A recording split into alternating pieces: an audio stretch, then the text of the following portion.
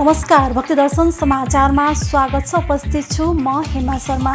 आज मिति 2080 साल श्रावण महिनाको 9 गते मंगलबार, पिंगल नाम संवत्सर सूर्य दक्षिणायन वर्षा ऋतु अधिक श्रावण शुक्ल पक्षको सप्तमी तिथि 10:07 सम्म उपरान्त अष्टमी तिथि।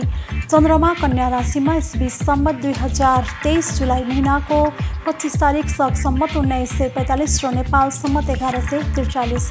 आज सूर्य बिहान 5:24 र सूर्यास्त साँझ 6:56। सर्वप्रथम अहिलेसम्मका प्रमुख समाचार। गोर्खा नगरपालिका 7 सती पिपल स्थित एक घरबाट गत असार 14 गते बरामद गरिएको टल्कने शिला गोर्खामै राख्न गोर्खाका विभिन्न सङ्घ संस्थाहरूको माग। अलौकिक शिला कुनै पनि बहानामा गोर्खा जिल्ला बाहिर नपठाई मूलधनीको इच्छाअनुसार गोरखकाली र गोरखनाथको पवित्र भूमिमा राख्नुपर्ने उनीहरूको अनुरोध। कालिका नगरपालिका 10 छेरबाङ स्थित चेपाङ समुदायको आस्थाको केन्द्रका रूपमा रहेको दिनठान मन्दिर संरक्षणको अभावमा जीर्ण बनेपछि संरक्षण गरिँदै चेपाङ समुदायले ऐतिहासिक कालदेखि पूजाआजा गर्दै आएको दिनठान मन्दिरमा विशेष गरेर पुष मसान्त र माघे सङ्क्रान्तिका दिन गरी वर्षमा 2 दिन मेला लाग्ने परम्परा। टिकापुरका थारू समुदायका अगुवाहीले धान खेतीमा रोग व्याधि नलागोस् भनी हरेरी पूजा गर्नमा व्यस्त। पूजामा थारू किसानले गाउँको साझा देवता भुइया भवानीको पूजा गर्ने परम्परा। प्राचीन कालमा महादेव र पार्वतीको कथनसँगै टुना मनान्तर अर्थात् पूजा आजा गरेर खेतीपातीको रोग किरा हटाएको विश्वास। पूजा नभएसम्म थारू गाउँमा मादल बजाउन नपाइने, नाचगान गर्न नपाइने प्रचलन। पर्यटकीय आकर्षणको प्रचुर सम्भावना बोकेको नेपालकै पहिलो आरोहण अनुमति पाएको ख्याति प्राप्त अन्नपूर्ण हिमालको मुनि रहेको बेस क्याम्प र त्यहाँ रहेको पञ्चकुण्ड प्रचार प्रसार तथा पूर्वाधारको अभावले ओझेलमा।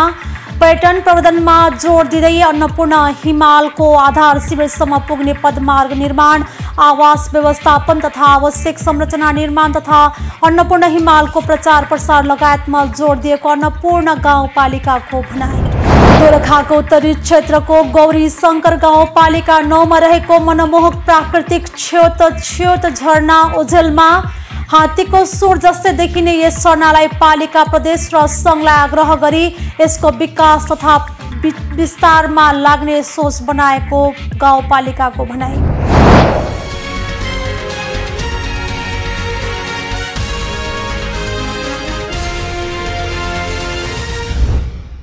अब समाचार विस्तारमा। गोर्खा नगरपालिका 7 सती पिपल स्थित एक घरबाट गत असार 14 गते बरामद गरिएको टल्कने शिला गोर्खामै राख्न गोर्खाका विभिन्न सङ्घ संस्थाहरूले माग गरेका छन्। जिल्ला प्रहरी कार्यालयमा राखिएको उक्त शिला वर्षौंदेखि एक घरमा पूजा गर्दै आएको पाइएपछि त्यसलाई गोरखकाली मन्दिर या गोरखनाथ मन्दिर परिसरमा राख्न माग गरिएको हो। बरामद गरिएको टल्कने शिला चोरी गरिएको नभई वर्षौंदेखि पुर्ख्यौली रूपमा घरमा राखेर पूजाआजा गर्दै आइएको हो। हाल उक्त शिला जिल्ला प्रहरी कार्यालयमा राखिएको छ। एक रिपोर्ट। गोर्खा नगरपालिका 7 सती पिपल स्थित एक घरबाट गत असार 15 गते बरामद गरिएको उक्त शिला अहिले जिल्ला प्रहरी कार्यालयमा राखिएको छ। उक्त शिला वर्षौंदेखि एक घरमा पूजा गर्दै आएको पाइएपछि त्यसलाई बरामद गरिएको हो। करिब 54 किलोग्रामको टल्कने अलौकिक शिला कुनै पनि बहानामा गोर्खा जिल्ला बाहिर नपठाई मूलधनीको इच्छाअनुसार गोरखकाली मन्दिर अथवा गोरखनाथको पवित्र भूमिमा राख्नुपर्नेमा विभिन्न सङ्घ संस्थाहरूले माग गरेका छन्। टल्किने ढुङ्गा गोर्खाको पवित्र धार्मिक स्थल गोरखकाली र गोरखनाथ भूमिमै राख्नुपर्छ भनेर जिल्ला प्रशासन कार्यालयमा ध्यानाकर्षण पत्र पनि बुझाइसकेको उहाँले बताउनु भएको छ। केन्द्रसहित जिल्लाभित्रका अन्य सङ्घ संस्थाहरूले पनि सो ढुङ्गा बाहिर जिल्लामा नपठाउन अनुरोध गरेका छन्। बिहिबार विभिन्न 8 वटा भन्दा बढी सङ्घ संस्थाले प्रमुख जिल्ला अधिकारी दिनेश सागर भुषाललाई कार्यकक्षमा पुगेर ध्यानाकर्षण पत्र समेत बुझाएका थिए।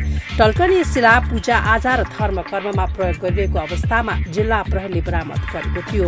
एकातिरबाट लाइट बाल्दा अर्कोतिर वारपार हुन्छ। उक्त कार्यालयका सूचना अधिकारी प्रहरी नायब उपरीक्षक रमेश कुमार श्रेष्ठले भन्नुभयो। बरामद गरिएको टल्कने शिला चोरी गरिएको नभई पुर्ख्यौली रूपमा घरमा राखिएको अवस्थामा पाइएको थियो। कालिका नगरपालिका 10 छेरवाङ स्थित चेपाङ समुदायको आस्थाको केन्द्रका रूपमा रहेको दिनठान मन्दिर संरक्षण गरिने भएको छ। ऐतिहासिक दिनठान मन्दिरको संरक्षण अभावमा जीर्ण बन्दै गएको थियो। गत आर्थिक वर्ष 2079-80 मा मन्दिर संरक्षणका लागि वडा मार्फत 1.5 लाख बजेट विनियोजन गरेर संरक्षणको काम सुरु गरिएको छ। एक रिपोर्ट। कालिका नगरपालिका 10 छेरवाङ स्थित चेपाङ समुदायको आस्थाको केन्द्रको रूपमा रहेको दिनठान मन्दिर संरक्षण गरिने भएको छ। गत आर्थिक वर्ष 2079-80 मा मन्दिर संरक्षणका लागि वडा मार्फत 1.5 लाख बजेट विनियोजन गरेर संरक्षणको काम सुरु गरेको बताइएको छ। मन्दिरको गाह्रो लगाउने काम र काठ व्यवस्था गरिसकिएको बताइन्छ। बजेट अभावमा मन्दिरको छाना छाउने काम बाँकी रहेको थियो। दिनठान मन्दिर चेपाङ समुदायले ऐतिहासिक कालदेखि पूजा आजा गर्दै आएको मन्दिर हो। यहाँ विशेष गरेर पुष मसान्त र माघे संक्रान्तिका दिन 2 दिन मेला लाग्ने गर्छ। जंगलको बीचमा रहेको मन्दिरमा चेपाङ समुदायले विशेष पूजा गर्ने बताइएको छ। यहाँ दर्शन गर्नका लागि कालिका नगरपालिकासँगै इच्छा कामना गाउँपालिकाबाट पनि भक्तजन आउने गरेको मन्दिरका पुजारी शेरबहादुर चेपाङले बताउनु भएको छ। उहाँले मन्दिरमा नियमित पूजा गर्दै आउनु भएको छ। ऐतिहासिक यस मन्दिरमा यहाँका गाउँमा महामारी फैलिँदा विपद पर्दा धूप लगाउने र पूजा गर्ने चलन छ। यहाँ नियमित पूजा नगरे गाउँमा बाघ निस्कने समेत जनविश्वास रहेको छ। चेपाङ समुदायले सिमी पन्थ भ्यारीलाई देवता मान्ने गर्छन्। यो मन्दिरलाई पनि उनै देवताको रूपमा पूजा आजा गर्दै आएको शेरबहादुरले बताउनु भएको छ। कालिका नगरपालिकाका प्रमुख विनोद रेग्मीले नगर क्षेत्रका ऐतिहासिक सम्पदाको संरक्षणका पालिकाले जोड दिँदै गरेको दिनठान मन्दिरको संरक्षणका लागि पनि काम गरिने बताउनु भएको छ। उहाँले मन्दिरको संरक्षणका लागि आवश्यक बजेट पालिकाले विनियोजन गर्ने र प्रचार प्रसार समेत गरिने बताउनु भएको छ। टिकापुर थारू समुदायका अगुवाईले धान खेतीमा रोग व्याधि नलागोस् भनी हरेरी पूजा गर्नमा व्यस्त भएका छन्। रोपेको धान सप्रियोस् भनेर ती समुदायले हरेक वर्ष सो पूजा गर्ने परम्परा रहिआएको छ। अहिले अधिकांश थारू बस्तीमा हरेरी पूजा गर्न थालिएको छ। पूजामा थारू किसानले गाउँको साझा देवता भुइया भवानीको पूजा गर्ने गर्दछन्। हरेरी पूजा असारदेखि भदौसम्ममा सामूहिक रूपमा गर्ने चलन छ। हरेरी पूजाको दिन थारू समुदायमा हरियो घाँसपात काटे अशुभ मानिने भएकाले यो दिन केही कार्य नगर्ने चलन समेत रहेको छ। एक रिपोर्ट। टिकापुर थारू समुदायका अगुवा अहिले धान खेतीमा रोग व्याधि नलागोस् भनी हरेरी पूजा गर्नमा व्यस्त छन्। विशेष गरी थारू गाउँमा यो पूजा गरेपछि खेतीबारीमा कुनै किसिमको खेतीमा रोग नलाग्ने जनविश्वास रहेको टिकापुरको नुक्लीपुरका बर्का गुरुबा फुलराम थारूले बताउनु भएको छ। धान खेती नै मुख्य अन्नबाली रहेकोले उब्जनी बढाउन परम्परागतदेखि आधुनिक प्रविधिको प्रयोग गर्ने गरेको उहाँले जानकारी गराउनु भएको छ। सिँचाइ मलखाद व्यवस्थापनसँगै रोग किरा प्राकृतिक प्रकोपबाट बालीलाई जोगाउन परम्परागतदेखि आधुनिक प्रविधि गर्ने गरिन्छ। तर थारू गाउँमा धान बालीको सुधार गर्न हरेरी पूजा महत्त्वपूर्ण मानिन्छ। धानमा लाग्ने गुबिया गाँधी फट्याङ्ग्रा लगायतका शत्रु किरा धपाउनको लागि हरेरी पूजा गर्ने गरेको उहाँको भनाइ छ। प्रत्येक गाउँमा आफ्नै अनुकूलमा हरेरी पूजा गर्ने गरेका किसानहरू बताउँछन्।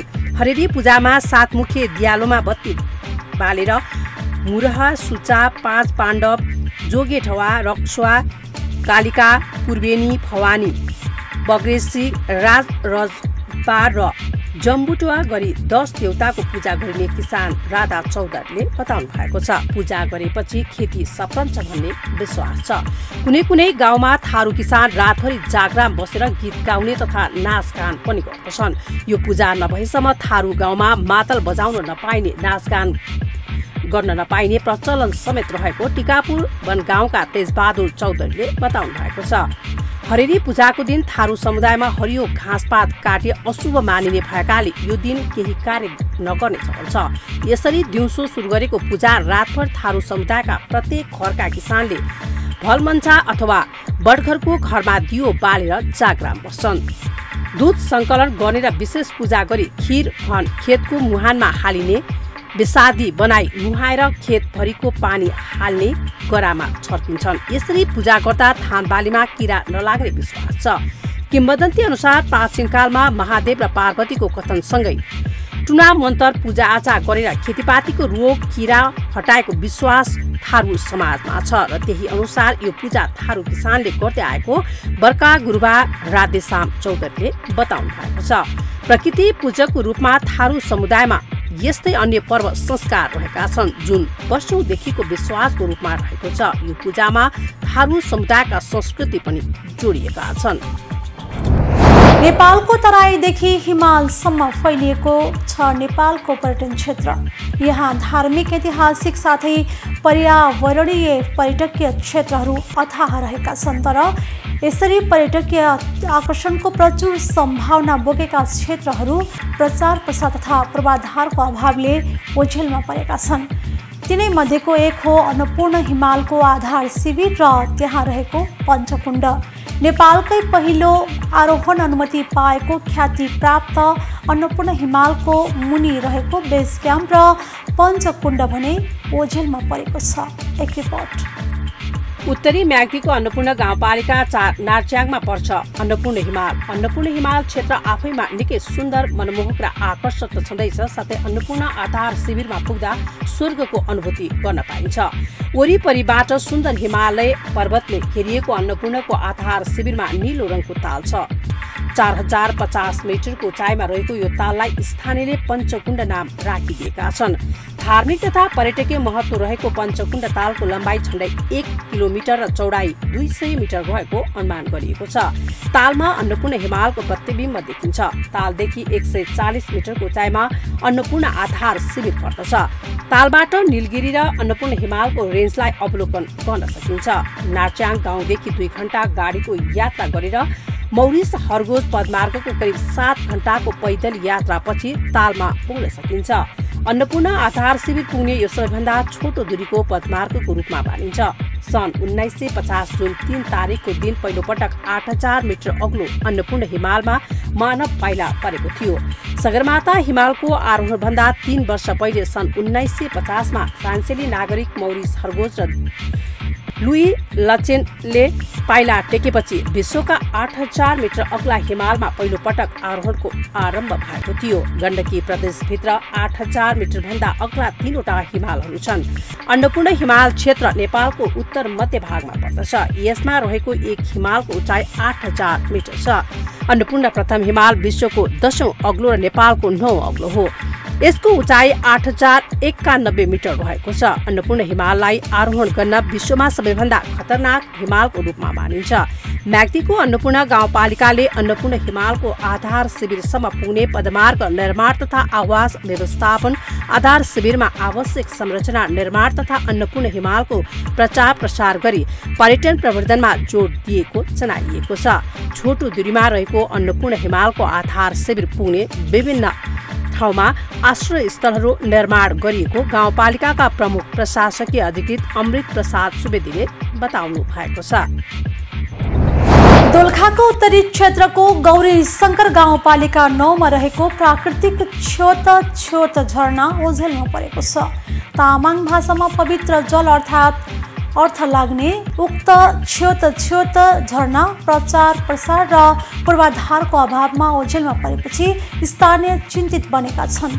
चट्टानयुक्त पहाडको फेदमा तामाकोशी नदीमा चुचुरोबाट खसेको यो झरना र तालको प्रवाहित नदीको सौन्दर्यमा सजिलै रमाउन सकिने यो स्थलमा पर्यटकीय चहल पहल हुन सकेको छैन।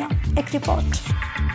सिंगटी लामा बग सडक खण्ड अन्तर्गतको सडक छेउमा खसेको यो झरनाको पानी करिब 100 मिटर बगेर तामाकोशी नदीमा मिसिएको छ। सडकमा गुड्ने 100औं सवारी साधन झरनाको पानीको चिसो स्पर्शले थेरथोर भिजेर शीतलता र आनन्द लिने गरेका छन्। यस्तो महत्त्वपूर्ण झरनालाई उजागर गर्न नसक्नु दुःखको कुरा भएको स्थानीयको गुनासो छ। स्थानीय सरकारको वास्ताका कारण एक महत्त्वपूर्ण पर्यटकीय स्थल भएर पनि ओझेलमा परेको स्थानीयको गुनासो छ। पालिकामा यसको बारे कहीँ कतै लिपिबद्धसम्म नभएको उनीहरू बताउँछन्। यो झरना जिल्लाकै नमुना झरनाको रूपमा रहेको छ। कतिपय झरनामा पुग्न कठिन हुने घना वन जङ्गल र भिरपाका छिचोलेर सकसले पुग्नुपर्ने भए पनि यस झरनामा पुग्न भने कुनै कठिनाइ बेहोर्नु नपर्ने सवारी साधन मार्फत जोसुकै व्यक्ति पनि सहजै यहाँ पुग्न सक्ने स्थानीय बताउँछन्। उत्तरी क्षेत्रको मुख्य बजार सिंगटी नजिकै रहेको यो झरनामा पुग्न सिंगटीबाट आधा घण्टा लाग्छ। झरनामा नियमित पर्यटक आउने वातावरणका लागि प्रचार प्रसारलाई व्यापक बनाउन लागि वडा अध्यक्ष निमगेली शेर्पाले बताउनु भएको छ। प्राकृतिक रूपमा रहेको झरना अद्भुत र रमणीय भएको बताउँदै वडा अध्यक्ष शेर्पाले चट्टानबाट झर्ने झरनामा कुनै जोखिम नरहेकाले सडक नजिक झर्ने झरनाले सौन्दर्य बढाएको छ।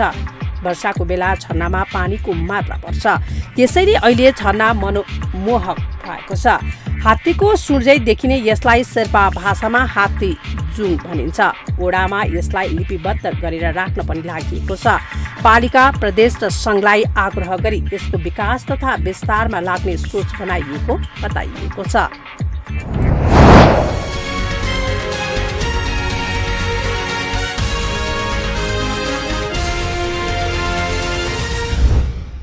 अहिले हामी भक्ति दर्शन समाचारको अन्त्यमा आइसकेका छौँ। जाँदा जाँदै प्रमुख समाचार गोर्खा नगरपालिका 7 सती पिपल स्थित एक घरबाट गत असार 14 गते बरामद गरिएको टल्कने शिला गोर्खामै राख्न गोर्खाका विभिन्न सङ्घ संस्थाहरूको माग। अलौकिक शिला कुनै पनि बहानामा गोर्खा जिल्ला बाहिर नपठाई मूलधनीको इच्छाअनुसार गोरखकाली र गोरखनाथको पवित्र भूमिमा राख्नुपर्ने उनीहरूको अनुरोध। कालिका नगरपालिका 10 छेरबाङ स्थित चेपाङ समुदायको आस्थाको केन्द्रका रूपमा रहेको दिनठान मन्दिर संरक्षणको अभावमा जीर्ण बनेपछि संरक्षण गरिँदै चेपाङ समुदायले ऐतिहासिक कालदेखि पूजाआजा गर्दै आएको दिनठान मन्दिरमा विशेष गरेर पुष मसान्त र माघे सङ्क्रान्तिका दिन गरी वर्षमा 2 दिन मेला लाग्ने परम्परा। टिकापुरका थारू समुदायका अगुवाहीले धान खेतीमा रोग व्याधि नलागोस् भनी हरेरी पूजा गर्नमा व्यस्त। पूजामा थारू किसानले गाउँको साझा देवता भुइया भवानीको पूजा गर्ने परम्परा। प्राचीन कालमा महादेव र पार्वतीको कथनसँगै टुना मनान्तर अर्थात् पूजा आजा गरेर खेतीपातीको रोग किरा हटाएको विश्वास। पूजा नभएसम्म थारू गाउँमा मादल बजाउन नपाइने, नाचगान गर्न नपाइने प्रचलन। पर्यटकीय आकर्षणको प्रचुर सम्भावना बोकेको नेपालकै पहिलो आरोहण अनुमति पाएको ख्याति प्राप्त अन्नपूर्ण हिमालको मुनि रहेको बेस क्याम्प र त्यहाँ रहेको पञ्चकुण्ड प्रचार प्रसार तथा पूर्वाधारको अभावले ओझेलमा। पर्यटन प्रवर्धनमा जोड दिँदै अन्नपूर्ण हिमालको आधार शिविरसम्म पुग्ने पदमार्ग निर्माण, आवास व्यवस्थापन तथा आवश्यक संरचना निर्माण तथा अन्नपूर्ण हिमालको प्रचार प्रसार लगायतमा जोड दिएको अन्नपूर्ण गाउँपालिकाको भनाइ। दोलखाको उत्तरी क्षेत्रको गौरी शङ्कर गाउँपालिका 9 मा रहेको मनमोहक प्राकृतिक छ्योत झरना ओझेलमा। हात्तीको सुर जस्तै देखिने यस झरनालाई पालिका, प्रदेश र सङ्घलाई आग्रह गरी यसको विकास तथा विस्तारमा लाग्ने सोच बनाएको गाउँपालिकाको भनाइ। अहिले भक्ति दर्शन समाचार यति नै। सामाजिक सञ्जाल मार्फत हामीसँग जोडिनका लागि फेसबुक तथा ट्विटरमा लाइक तथा फलो गर्न सक्नुहुनेछ भने युट्युब मार्फत पनि हामीलाई प्रत्यक्ष हेर्न सक्नुहुनेछ। त्यस्तै कुनै सल्लाह सुझाव तथा प्रतिक्रिया भएमा भक्तिदर्शन@emountaintv.com मा हामीलाई पत्राचार गर्न सक्नुहुनेछ। धर्म, संस्कृति र संस्कारको संवाहक भक्तिदर्शन टेलिभिजन SD हेर्दै हुनुहोला। नमस्कार।